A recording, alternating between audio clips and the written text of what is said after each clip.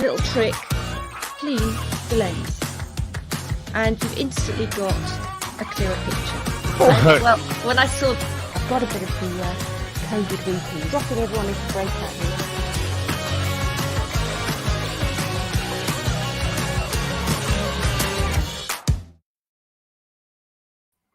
Hello and welcome. I'm Yola, and this is the Be Video Confidence Show. Hi, Ben. And we've got Ben Richards with us, and Hello. we're going to be speaking with businesses, well, particularly this business, about the impact of COVID-19 on online video communications, good and bad, and plans to use it or not use it in 2022. Welcome, Ben. Hello. Thanks for having me. Wonderful. I love this setup. It's so good. Thank you. Thank you. It's a lot of fun. I've been providing video streaming for 2 clients, and I was just like, I want to do it, and it's just really great. It's great to be on air, and actually to meet people, and really talk about business in a way that you don't do when you're face to face. Oh, great. So the show today is Aura Architecture, building client confidence with online video. So I'm going to just tell you a little bit about Ben's background. Ben is the director of Aura Architecture and Interiors. He's a director of XP Property Development Investments. We've known each other 3 years actually, but Ben's got 12 years in the construction industry, working with architects, structural engineers, and as a technical manager for the Barclay Group. Ben brings a technical prowess that lives for the detail, which is really what you need in architecture and development. And his project experience ranges from a 50k refurbishments to Central London £1 billion mixed-use schemes. He heads up the design and delivery team for his property development business, XP Property, xpproperty.co.uk. Plus, he runs an award-winning architecture practice called Aura Architecture, and that's aurahomes.co.uk. Brilliant. Welcome, Ben. Thank you. Cheers. Thanks for the intro. Oh, well, really, really impressive. And I've just been so impressed with the way that you run the business, your enthusiasm for the business, and actually for really caring about people. Because so often architecture, you think, oh gosh, it's just about the architects and their vision. But I really think the difference that I've seen you do, particularly during the lockdown, is actually caring about people get their vision there as well. Yeah, so important for us to understand what the client wants and deliver that, and not any preconceived idea of what our style may be. I might have a slightly different style to what our client wants, but that's irrelevant because they're the ones spending the money on their project. And I think you don't always get that. I think some architects come with their own ideas and want the client to kind of be led towards that. And for me, that's just the wrong way to go about it. So yeah, I mean, when I set up the business, it was aimed at helping and guiding people, as well as providing fantastic designs and things that people can go, wow at. But ultimately trying to educate people how the process works so they don't make mistakes.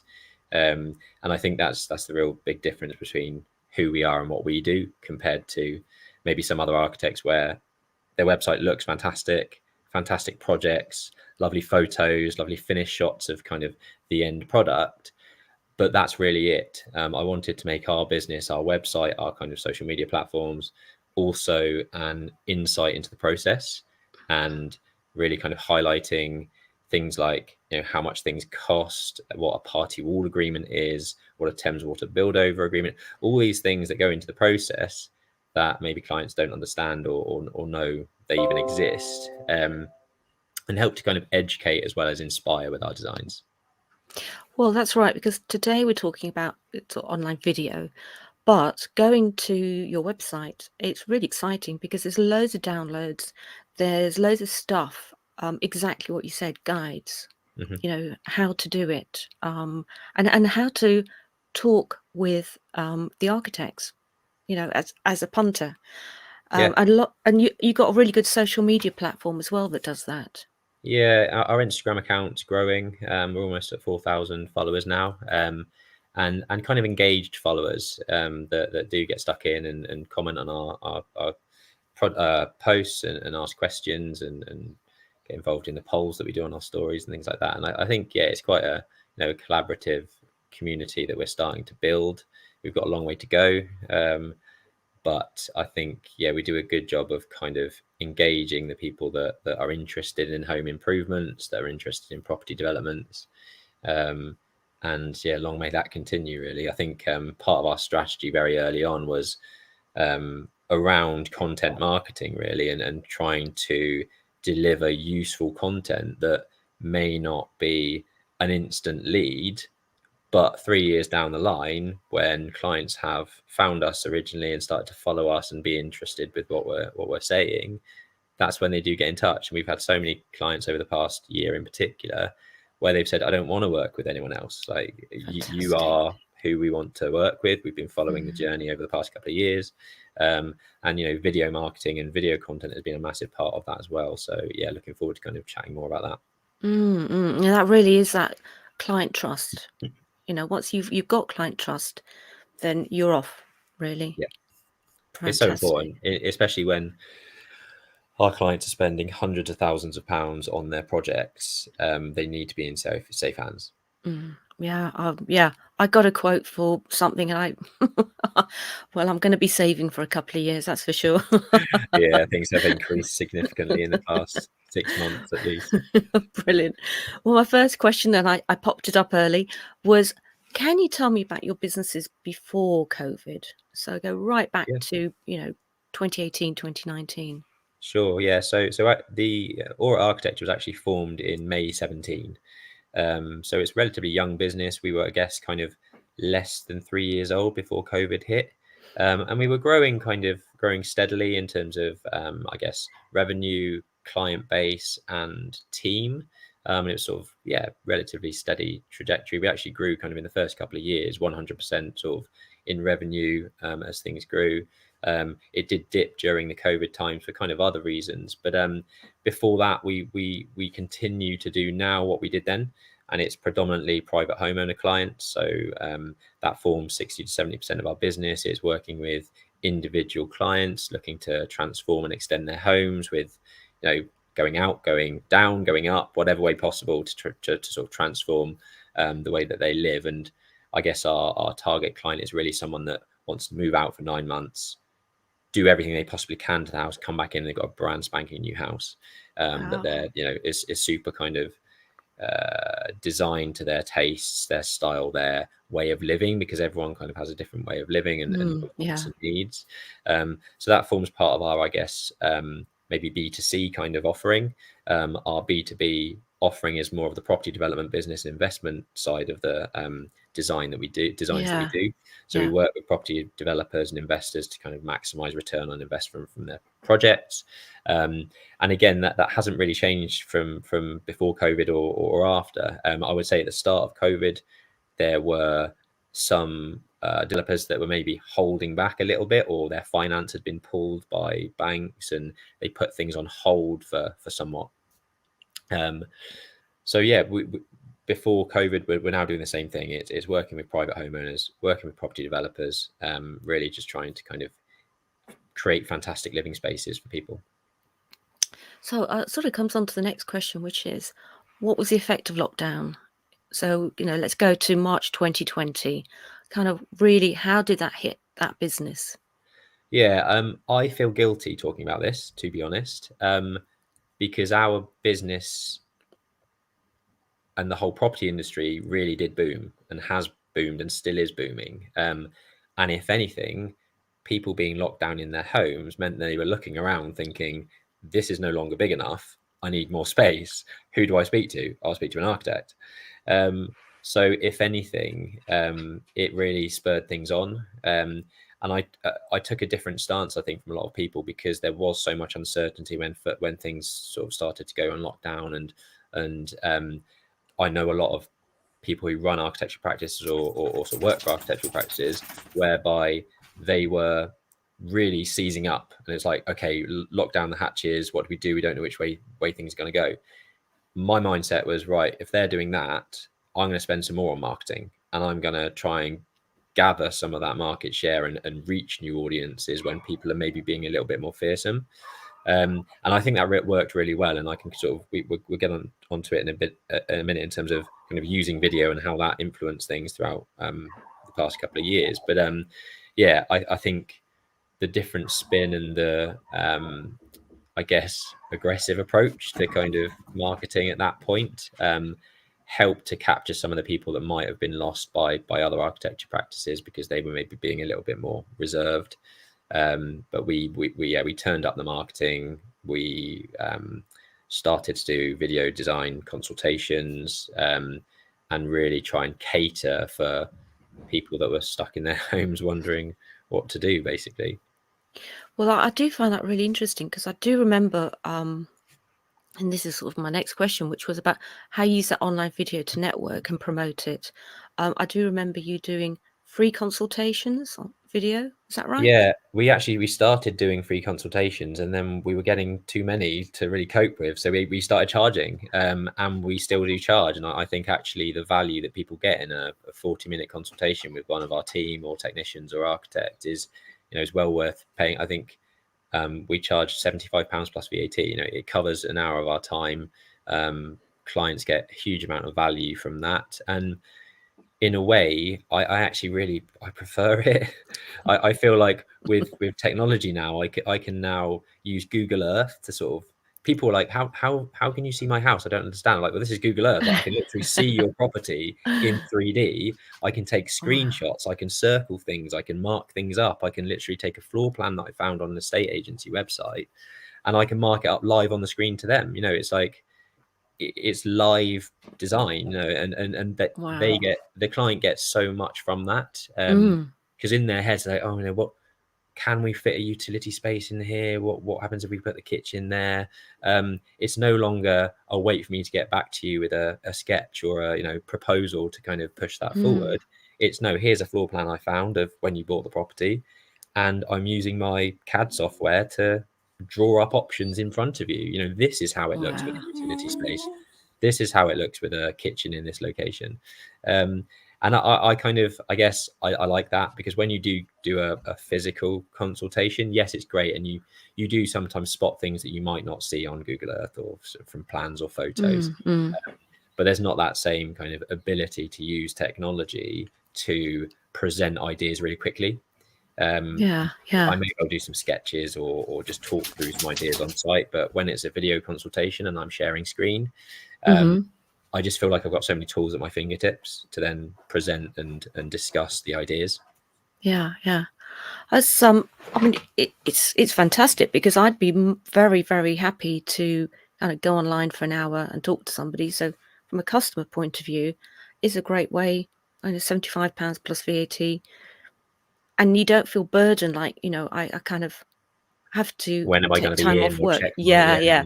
Or put the yeah. kids somewhere, or take the dog out. Mm, Yeah, we do get that, and I think that we try to make it as seamless as possible, and we did make it really seamless. So we use Calendly. I mean, I'm sure loads of people use Calendly, but that ultimately allows you to integrate your calendar and present to the client yeah. options. That it's no longer back and forth on the phone for like an hour to say, are you free this day, are you free this time? They can Hmm. see my calendar, they can see what times are free for them and me, they can book it in. And the beauty with Calendly is that you can integrate PayPal. So it was such a seamless system where they find us, they find our link to book in a 40-minute consultation. They read all about what we do and what we can talk about with them. They select the date and time that suits them, and then they pay online. And it basically comes through to our calendar as a booking, and bingo, we're out on site in 2 days speaking to them, or we're online speaking to them. So yeah, Fantastic. technology like that is just for me such a fantastic way of automating systems. Wow. I do remember you also did quotes where you could record. So you could actually talk people through the quote. Yes, yeah. So we use another piece of tech called Loom Video. Hmm. Again, if you're not using that, it's fantastic. There's a free version where you can do certain things, and then you pay for extras. But that is a screen sharing software. So not only can we present and send a PDF of our proposal, if it needs a bit more discussion, for 3 minutes, I could just do a little screen recording to show, this is how our fee proposal works. This is what we've included, or why we've suggested X, Y, and Z. And it works, I think, really well certainly for property developers, where to get to the point of doing a fee proposal, I've often done a bit of research. So I've looked on Google Earth, I've maybe done a few sort of space calculations, what I think is possible. That is no longer kind of wasted time, because I could almost do that live whilst talking on the screen share video, Brilliant. send that 10-minute video with the fee proposal. And it's just a much more interactive way of kind of doing business, I think, and sort of setting us apart from other people. Yeah, yeah. It's really also good, because one of my clients that I do live streaming for and podcasts is a dyslexic charity, and I've become much more aware of dyslexia, and to be an architect who is dyslexic, to write that amount of information down would take hours. Yeah. It'd take a long time, but that's just kind of opened up this kind of freedom for architects or people like yourself in the business, who can talk people through it, because verbally that could be your strength. Yeah. And people have stronger senses in different. So some people are more visual, some people are more, like to listen, and I think that the more of those you can hit, the better chance you're going to be winning projects and catering for everyone. So yeah, I'm very visual. I prefer seeing things, but ultimately our fee proposals still have to be text. It still has to be contractual. There's a lot of blurb in there that I'm sure people skim over. So for me to just give like a 3-minute video of the headline, facts, and figures, I think it just helps people to digest things a lot easier. And it's less scary. I don't know. Yeah. I know, even if you do like numbers, the numbers are big. Yeah. It's a big job. And it's much more personal. You've Yeah. got a video that's you talking at the camera and sort of engaging with people a little bit more than just a blank sheet of paper with black and white text on it. And I think I get so many LinkedIn messages nowadays where it's cold calling, isn't it? Now it's the new cold calling. It's like connection friend request, and then the day later you get this, hi, I'm such and such, let me sell you this. And I remember one particular person sent me a personalized video. It was a 1 minute long video on LinkedIn as an introduction. And I got in touch with that person and I said, well done, you. That is a fantastic way of reaching out. I'm going to steal that. It just, that 60 seconds, it took him 60 seconds. It probably would have taken him longer than 60 seconds to write the message that he might have sent. Yeah. And yeah, it was so much more engaging. It was so much more interesting. And it was so much more personal. So, that's how I think video should be used. Yeah. That's, well, you've got those clients, you've got those customers, so it must work. Yeah. My next question is hurdles and victories with online platforms. So have you used some that you thought, actually, this does not work? I mean, we stick to Zoom, Teams. Those are the two main ones. I do video calls now on WhatsApp, with clients and people on site and builders and that sort of stuff, and that works quite well. In terms of sort of difficulties, I think at the very beginning, the difficulties were kind of getting people set up at home, like the team, and not necessarily just with the video platforms, but also, these a lot of my team didn't expect to be working from home. They don't have a home office. They don't, I was buying desks and chairs for their bedrooms and making sure that they've got, from a health and safety perspective, everything they need to kind of do their jobs well and not get, it's very demoralizing for, working from home constantly and not having that social interaction that kind of people desire. So that was definitely a hurdle, not necessarily the video platform, but actually kind of setting the whole IT infrastructure up and the office environment within their bedrooms, I guess. But from a platform perspective, I think they're designed so intuitively. You know, I would say I use Zoom the most, and we use Zoom the most in most of our businesses, even though we've got Microsoft Teams, and our whole kind of Aura architecture model is based off of OneDrive and Microsoft. But Mm. I still use Zoom the most because I just find it so much easier. Uh, Yeah. so yeah, in terms of hurdles, we've always been a very tech savvy business, and that stems from me because I love tech. I love kind of utilizing it and making things as efficient as they possibly can be. Before lockdown, we were doing video calls with clients, not many, because actually the kind of hurdle with that is that they didn't understand it. It's like, what do you mean you want to do a video? Because now it's like norm, isn't it? Whereas Yeah. before, people were like, well, can't you just ring me or come to site? I'm like, well, we could speed this up really quickly if we just did a video call.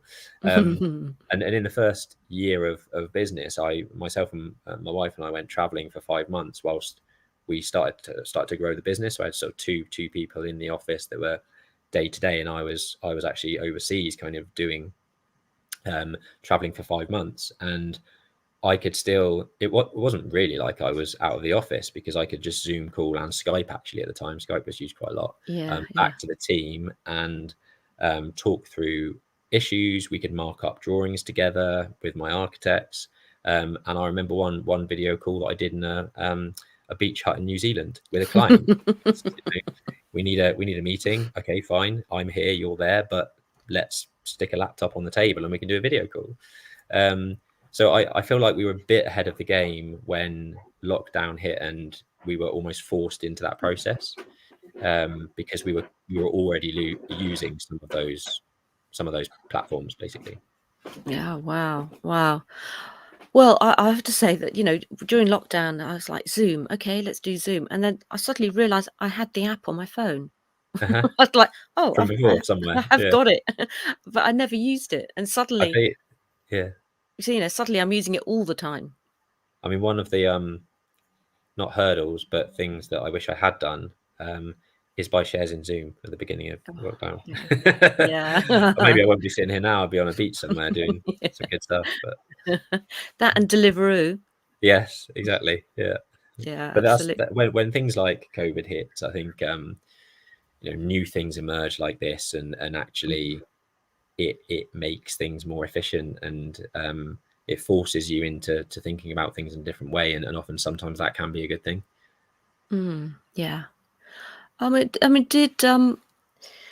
I know some people in big architecture companies, they found that they kind of really got burnt out on Teams because they were on for such long times, particularly, massive project in town, and the building sites didn't really stop.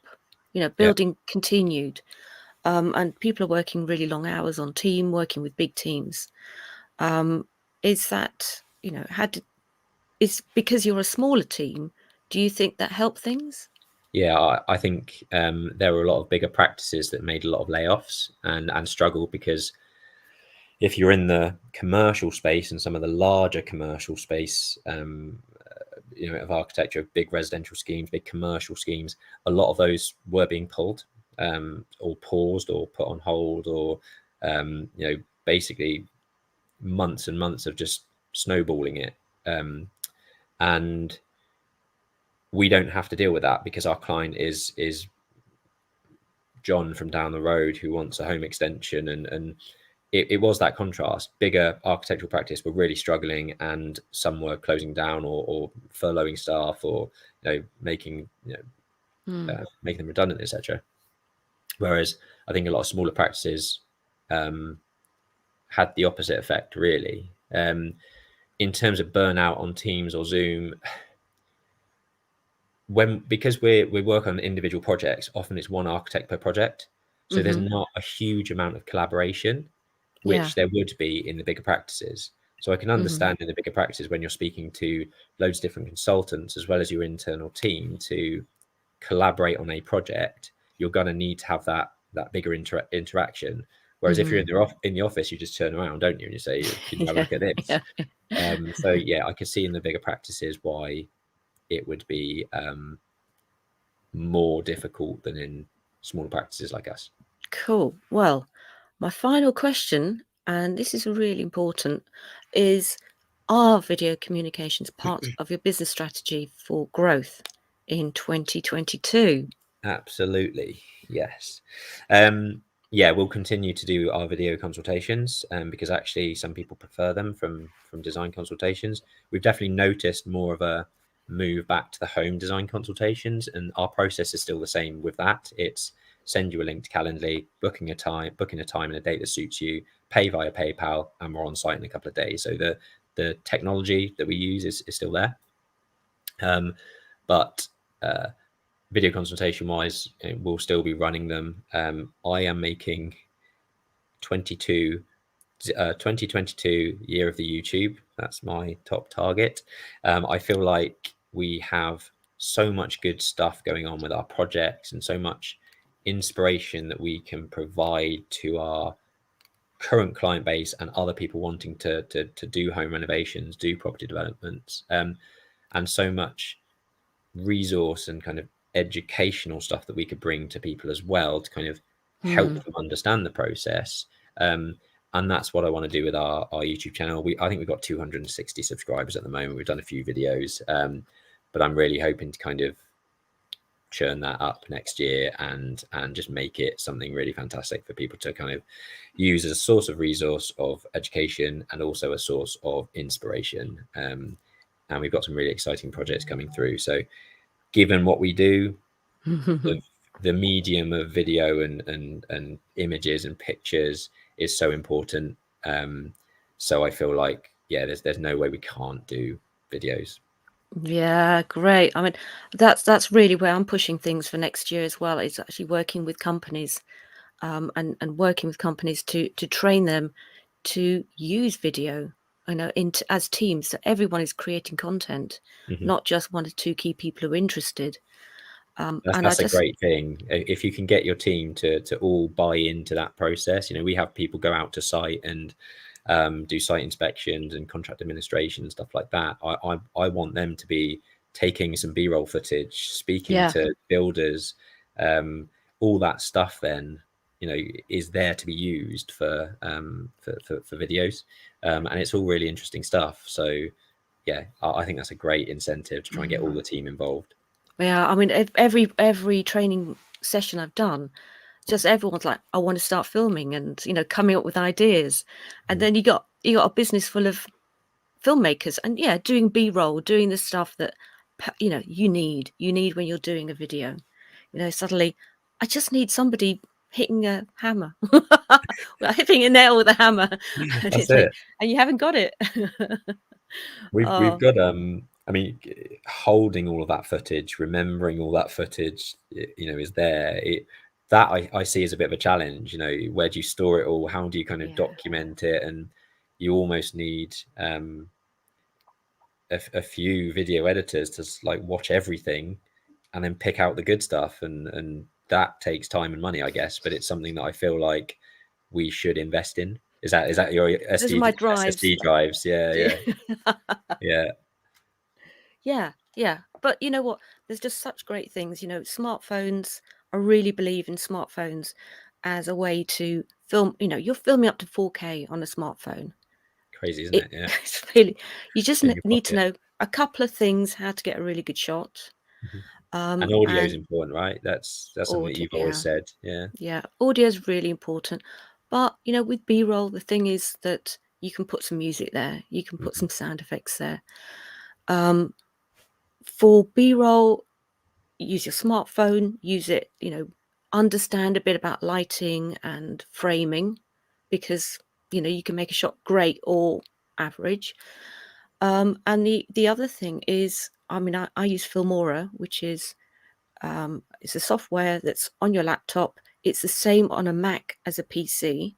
Mhm. So, you can get to know it on a Mac, go into work and use the PC, and all the instruction commands are exactly the same, and it's just fantastic. I've done everything for this show, using Filmora, Yeah. multi-layering, text. It's really great and easy to use as well, easy to learn. And is so we're on StreamYard now, Yeah, yeah, and that distributes things across platforms. Is that the idea of that? yeah, yeah. So StreamYard, which is what we're on now, Hmm. we're going out to YouTube, we're Hmm. going out to Facebook. Hmm. Today there is a problem with LinkedIn. Thank you, LinkedIn. Keep sending me messages saying Oh today we're no. having a problem. But Uh, the beauty is that it's recording straight onto YouTube. So in 10 minutes time after this show, I'll put a link onto LinkedIn mhm. and anyone can watch it, Yeah, that's great. I you need know. to. This is the next phase for me, I think, to understand all of these platforms that help you basically get out there to different platforms all at once. Like we're recording this once, and then you can just distribute it across different places instead of just having a Facebook Live or Yeah, just having an Instagram Live. It's that's great. And all of yeah, this text that's coming up, like the questions that you brought up, is that via this platform? Or is that what? yeah. Yeah. See, Okay. there's me controlling it there Yeah. and put my ticker Amazing. tape on. Yeah. Love it. There we're going. And in a moment we'll have the end credits. Awesome. But up to 10 guests you can have Okay. on StreamYard. Wow. Yeah, it's been a. Do you know what? This is one of the things I learnt during lockdown. Uh-huh. I had no idea of any of this, and it's been such an amazing learning curve. And now I'm doing StreamYard with different businesses.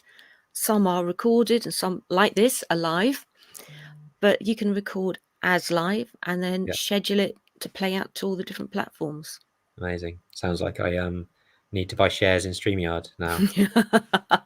Yeah, yeah, I think so. Definitely. Good. One to watch in 2022. Definitely. Yeah. Oh, brilliant. Thank you so much, Ben. It's been such a pleasure. It's always a pleasure talking with you. Thank you very much for having me. And I know you're really, really busy on site all the time. So thank you for your time. Really appreciate it. Pleasure. And so if anyone wants to get in touch with Ben, quick ticker tape here. Follow him on Instagram. LinkedIn is under Ben Richards. Really easy to find. Yeah. Same on Facebook. Same on Use my Facebook. name. Yeah. And LinkedIn, I guess. Yeah. LinkedIn, yeah, definitely.